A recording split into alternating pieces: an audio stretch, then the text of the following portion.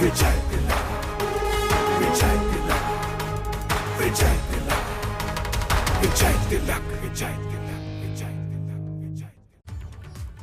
नमस्कार, बहुत स्वागत है आप सभी का। आप सभी के साथ हूं मैं दीपा बाफिला। सुबह के 9 बज गए हैं, वक्त हो गया है सुनो यूपी के मॉर्निंग एडिशन का। और सबसे पहले बात, सरकार ऑन, स्पीकर कौन? 30 मार्च को सतीश महाना को विधानसभा अध्यक्ष चुना जा सकता है। 8 बार के विधायक है सतीश महाना, ये बड़ी जानकारी आपको दे रहे हैं। 30 मार्च को सतीश महाना को विधानसभा स्पीकर चुना जा सकता है। 28-29 मार्च को विधायकों की शपथ के बाद चुने जा सकते हैं स्पीकर। 8 बार के विधायक हैं सतीश महाना, बेहद बोल्ड हैं, बेबाक हैं। 28-29 मार्च को ये कहा जा रहा है कि शपथ ग्रहण जब विधायकों का हो जाएगा उसके बाद इनको अध्यक्ष चुना जा सकता है। इनके नाम को लगभग तय माना जा रहा है। हालांकि पहले कैबिनेट में शामिल होने की तमाम खबरें चल रही थी।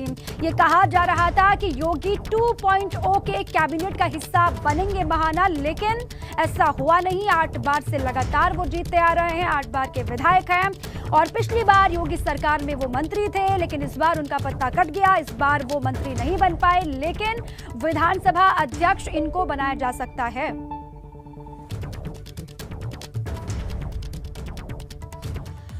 अब देखिए, स्पीकर की रेस में सबसे आगे सतीश महाना क्यों चल रहे हैं, इनका नाम आगे क्यों चल रहा है वो आपको बताते हैं। 2017 के मुकाबले 2022 में विपक्ष ज्यादा मजबूत है। अखिलेश ने लोकसभा की जगह विधानसभा का सदस्य रहना चुना है और सपा के तेवर पहले से भी ज्यादा आक्रामक होंगे, तल्ख होंगे, ये आप मान लीजिए। सदन चलाने के लिए अनुभवी नेता की बेहद जरूरत है और सतीश महाना ने 8वीं बार विधानसभा का चुनाव जीता है और सभी दलों के नेताओं से सतीश महाना के अच्छे संबंध हैं और ये भी एक बहुत बड़ी वजह है। साफ सुथरी छवि की वजह से पहली पसंद वो बने हैं और इसीलिए रेस में सबसे आगे वो चल रहे हैं। साफ सुथरी उनकी छवि है। 8 बार से लगातार विधायकी का चुनाव वो जीतते आ रहे हैं और विपक्ष देखिए 2017 के बाद 2022 आते आते और भी ज्यादा मजबूत हो गया है। अखिलेश ने अभी लोकसभा की सदस्यता से इस्तीफा भी दिया, वो विधानसभा के सदस्य मेंबर बने रहेंगे और विपक्ष ज्यादा आक्रामक होगा, तल्ख होंगे तेवर, ये भी आप मान लीजिए, और बेहद मुफीद बैठेंगे सतीश महाना, ये कहा जा रहा है। इनका नाम इसीलिए रेस में आगे चल रहा है क्योंकि बेहद बेबाक भी हैं और बोल्ड भी हैं, सभी से संबंध इनके अच्छे हैं। आज सीएम योगी करेंगे कैबिनेट की बैठक। बड़ी खबर है कि आज सीएम योगी आदित्यनाथ करेंगे कैबिनेट की बैठक। लोक भवन में सुबह 10 बजे बैठक होगी। कैबिनेट के सहयोगियों के साथ चर्चा होगी। कैबिनेट के जितने भी सहयोगी हैं उनके साथ में चर्चा करेंगे योगी आदित्यनाथ। आज सुबह का वक्त है 10 बजे। सीएम योगी करेंगे कैबिनेट की पहली बैठक। कल ही कैबिनेट का गठन हुआ। नई सरकार किस तरीके की होगी इसकी पूरी तस्वीर साफ हो चुकी है और आज कैबिनेट की पहली बैठक होनी है। लोक भवन में सुबह 10 बजे ये बैठक होगी और कैबिनेट के जितने भी सहयोगी हैं वो इस बैठक में मौजूद रहेंगे। उनके साथ में चर्चा होगी किस तरीके से आगे बढ़ना है, अब आगे काम पर फोकस किस तरीके से करना है, क्या प्राथमिकताओं में शुमार रहेंगी चीजें, उन पर भी विस्तार से चर्चा की जाएगी। योगी मंत्रिमंडल के मंत्रियों को विभाग बंटवारे का इंतजार है।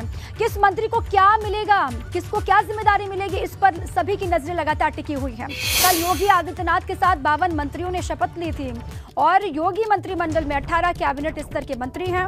मंत्रिमंडल में 14 राज्य मंत्री स्वतंत्र प्रभार हैं और 20 राज्य मंत्री हैं जिन्होंने शपथ ली। और उसके बाद अब देखिए अपना अपना पोर्टफोलियो उनको मिलने का इंतजार है। किसके पास कौन सा विभाग जाएगा, किसको क्या जिम्मेदारी सौंपी जाएगी। देखिए सबसे पहले तो सभी की धड़कनें इसलिए बढ़ रही थी कि क्या कैबिनेट में वो शामिल हो भी पाएंगे या नहीं हो पाएंगे। अब कैबिनेट में उनकी मौजूदगी है, मंत्रिमंडल का हिस्सा ये तमाम चेहरे हैं जिन्होंने कल शपथ ली, लेकिन अब इनको इंतजार है कि इनको जिम्मेदारी क्या मिलने वाली है। 5 सालों के लिए इनको क्या, कौन सा विभाग दिया जाएगा, जिम्मेदारी किस तरीके से वो अपनी संभालने वाले हैं, पोर्टफोलियो क्या होगा, विभागों का बंटवारा कब तक होता है, इस पर लगातार नजर है। हालांकि दिल्ली से पहले झंडी मिलेगी, इसको ये विभाग देना है, उसके बाद ही कोई आखिरी फैसला हो पाएगा। ये बड़ी जानकारी आपको हम दे रहे हैं कि योगी के तमाम मंत्रियों को नई सरकार के गठन के बाद जो है अब इंतजार है उनको अपने अपने विभाग का।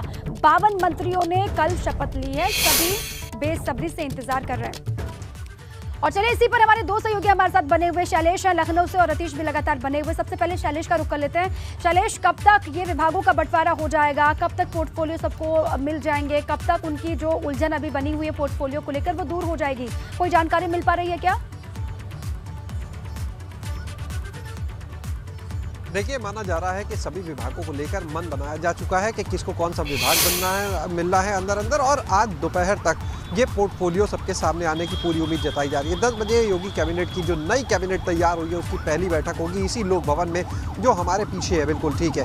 तो वो दिखाते हैं आपको, और अपने सहयोगी वीरेंद्र से हम कहेंगे तस्वीरें दिखाएं इस समय। देखिए, योगी कैबिनेट की पहली बैठक इसी लोक भवन में होगी जहाँ मुख्यमंत्री का कार्यालय है, और 10 बजे की बैठक के बाद जब सारे कैबिनेट के मंत्रियों से मुलाकात कर लेंगे सीएम, वहाँ पर ये देखना है कि उसमें फैसले क्या होते हैं, क्योंकि देखिए अभी विभाग नहीं बटे थे। जाहिर सी बात है कि विभागीय जो फैसले हैं वो होना मुश्किल है, वो नहीं होंगे, लेकिन बैठक के बाद में जो पोर्टफोलियो होगा जो मंत्रियों को दिया जाना है, वो ज़रूर कहा जा रहा है कि बैठक के बाद में दोपहर तक जारी हो सकता है, और सभी की निगाह इस पर टिकी हुई है। इस बार का जो मंत्रिमंडल है, देखिए 52 सदस्यीय जो मंत्रिमंडल है, उसमें तमाम देखिए पिछली बार के मंत्रियों को देखिए लगभग 22 मंत्री पिछली बार के हट चुके हैं। इसमें से जो योगी पार्ट 1 में हुआ करते थे वो नहीं है। कई मंत्रियों के पास बहुत ज़्यादा जो अहम विभाग थे, वैसे तो हर विभाग अहम है, लेकिन बहुत सारे ऐसे अहम विभाग हैं जिनको लेकर मंथन करना पड़ा, और सोर्सेज की माने तो अंदर अंदर ये तय हो चुका है कि किसको कौन सा विभाग दिया जाएगा। जैसे अगर बात करें जल शक्ति विभाग है, इसके अलावा शिक्षा विभाग है, चाहे बेसिक की बात करें या माध्यमिक की करें, ऊर्जा विभाग है, स्वास्थ्य विभाग है, तमाम ये वो बड़े बड़े विभाग हैं, इंडस्ट्रीज़ है, एमएसएमई है, तो ये वो तमाम विभाग है जो मंत्री हटे हैं उनके हैं, और अब इनको नए लोगों को जिम्मेदारी दी जानी है। देखिए, ब्रजेश पाठक जो डिप्टी सीएम बने हैं, उनको निश्चित रूप से इस बार काफ़ी अहम जिम्मेदारी मिलने वाली है। जहाँ तक बात करें पीडब्ल्यूडी विभाग की, तो केशव प्रसाद मौर्य जो डिप्टी सीएम है, उनके पास योगी सरकार पार्ट 1 में भी ये विभाग रहा, और ये माना जा रहा है कि इस बार भी उस विभाग को डिप्टी सीएम केशव प्रसाद मौर्य के पास ही रहने दिया जा सकता है, क्योंकि 5 साल में जब डेवलपमेंट की बात होती है, तो जो सड़कों को गड्ढा मुक्त करने की बात हो या और डेवलपमेंट के कामों की बात हो, तो निश्चित रूप से सरकार ने अपनी एक उपलब्धि के रूप में बताया, और वो विभाग रहा डिप्टी सीएम केशव प्रसाद मौर्य के पास। तो उनके रिपीट होने के बाद ये तय माना जा रहा है कि विभाग उन्हीं के पास बना रहेगा। नए विभागों की जहाँ तक बात करते हैं, तो जो मंत्री बनाए गए उनमें देखिए कुछ विभाग है जो ऐसे बेसिक शिक्षा की अगर बात करते हैं, तो सोर्सेज की माने ये संभव है कि उसे किसी स्वतंत्र प्रभार वाले ठीक है शैलेश, आप कह रहे हैं कि कई ऐसे मंत्री भी हैं जिनके विभाग उनको रिपीट भी हो सकते हैं, कई तब्दीलियां भी नजर आएंगी, उस पर भी लगातार नजर रहेगी। रतीश भी लगातार बने हुए हैं। रतीश, देखिए अब मंत्रिमंडल के बाद इंतजार तो है पोर्टफोलियो का, इसके अलावा इंतजार है विधानसभा का स्पीकर कौन होगा, और इसमें सतीश महाना का नाम सबसे आगे चल रहा है। कोई जानकारी है आपके पास?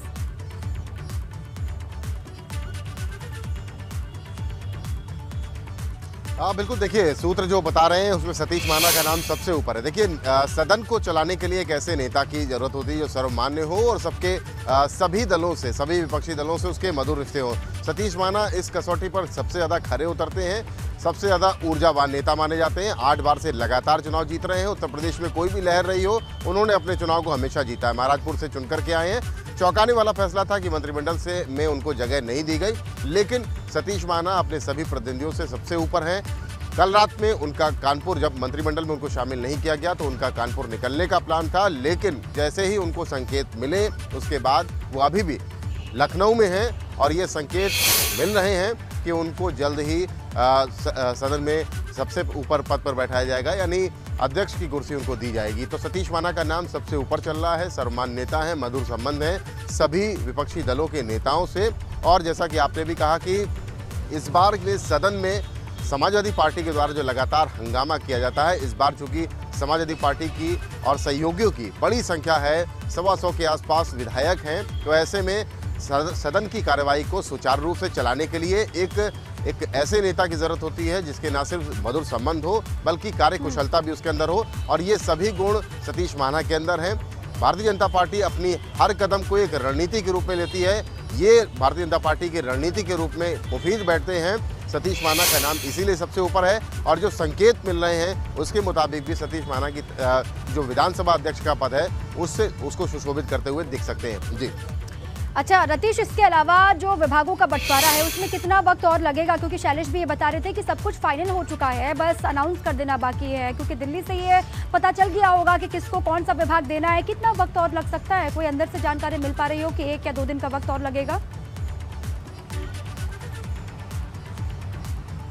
बिल्कुल, देखिए कल रात में जब मुख्यमंत्री मंत्रियों से मिल रहे थे उस वक्त ये सारी बातें बैठक हो रही थी, और पार्टी संगठन की अगर बात की जाए तो पार्टी संगठन जो हमारे सूत्र हैं उन्होंने साफ तौर पे बताया कि बंटवारा किसको कौन सा विभाग देना है इस बात को सुनिश्चित कर लिया गया है, यानी मंथन हो चुका है, बस अनाउंसमेंट बाकी है। लेकिन भारतीय जनता पार्टी की नीति और रीत ये है कि अनाउंसमेंट भी टाइम देखकर, यानी मौके की नज़ाकत को देखते हुए किया जाता है। आज ही माना जा रहा है कि अब से कुछ देर बाद बिल्कुल ये अनाउंसमेंट कर दिया जाएगा, ऐलान कर दिया जाएगा कि कौन किस विभाग को संभालने जा रहा है, किसको कौन सा मंत्रालय मिला है। तमाम मंत्रालय हैं जो बड़े-बड़े मंत्रियों से नहीं लगेगा आज या फिर कल में, आज शाम तक या फिर कल तक पूरी तस्वीर साफ हो जाएगी, क्योंकि दिल्ली से ये फाइनल हो चुका है किसको क्या दिया जाना है। बस अनाउंस बाकी रह गया है, अनाउंसमेंट बाकी रह गया है। बहुत शुक्रिया रतीश आपका भी और शैलेश आपका भी पूरी जानकारी के लिए। लगातार आप दोनों ही नजर बनाए रखिएगा। आगे बढ़ते हैं। बसपा प्रमुख मायावती ने यूपी की योगी सरकार को बधाई दी है। मायावती ने ट्वीट किया है, ट्वीट में क्या लिखा है देखिए, यूपी में नई भाजपा सरकार के गठन की बधाई। ये सरकार संवैधानिक और लोकतांत्रिक मूल्यों एवं आदर्शों के साथ कार्य करें। ये मायावती का ट्वीट है, उन्हीं का ट्वीट आपको हम दिखा रहे हैं। भाजपा के सरकार गठन के बाद उन्होंने ये बधाई दी है। उन्होंने लिखा है कि यूपी में नई भाजपा सरकार के गठन की ढेरों बधाइयां और ये सरकार संवैधानिक और लोकतांत्रिक मूल्यों एवं आदर्शों के साथ कार्य करे, यही उनकी कामना है और यही वो चाहते भी हैं।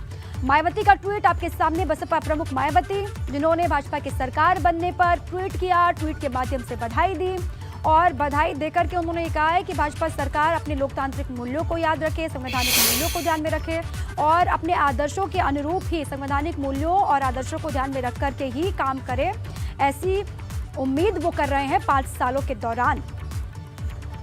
तो कल ही शपथ ग्रहण, नए सरकार में तमाम मंत्रियों ने अपना अपना शपथ ग्रहण कर लिया है। उसके बाद अब आगे बढ़ा भी जा रहा है, किस तरीके से किसके पास विभाग होगा इसकी भी तैयारी हो रही है। उसी बीच में बसपा प्रमुख मायावती का एक ट्वीट भी हमने आपको दिखा दिया। यूपी में भाजपा किसे बनाएगी प्रदेश अध्यक्ष, अब सबसे बड़ा सवाल ये बना हुआ है। प्रदेश अध्यक्ष स्वतंत्र देव सिंह के मंत्री बनने के बाद चर्चा जोरों पर है और प्रदेश अध्यक्ष बनने की रेस में कई नाम बताए जा रहे हैं। अब तक किसी नाम पर फाइनल मुहर नहीं लगी है।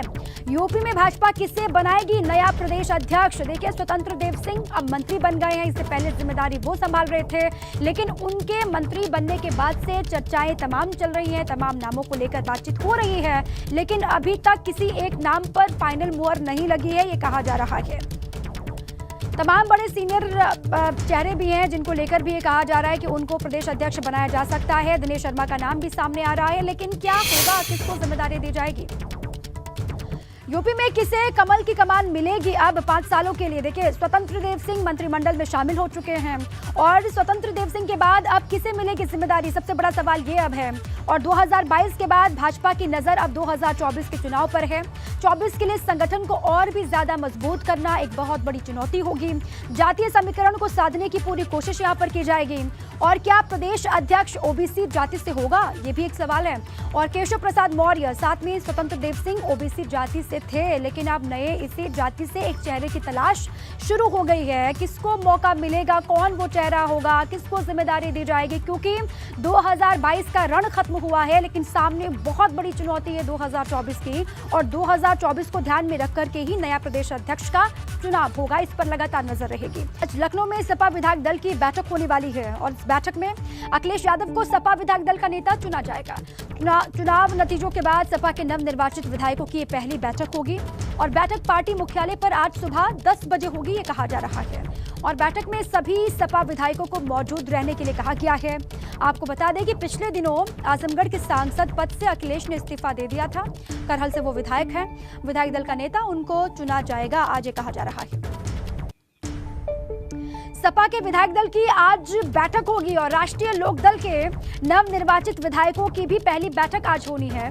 राष्ट्रीय लोकदल के अध्यक्ष चौधरी जयंत सिंह की अध्यक्षता में ये बैठक होगी और दोपहर 12 बजे का वक्त है। राष्ट्रीय लोकदल प्रदेश कार्यालय पर ही ये बैठक होनी है। जितने भी आरएलडी के जीते हुए विधायक हैं उन सभी को बुलाया गया है, वो पहुंचेंगे, उनके साथ में रायशुमारी होगी, चर्चा होगी, बातचीत की जाएगी। और दूसरी तरफ सपा के भी विधायकों को ये कहा गया है कि आपको विधायक दल की बैठक में आना है, वहीं से विधायक दल का नेता अखिलेश यादव को चुना जाएगा।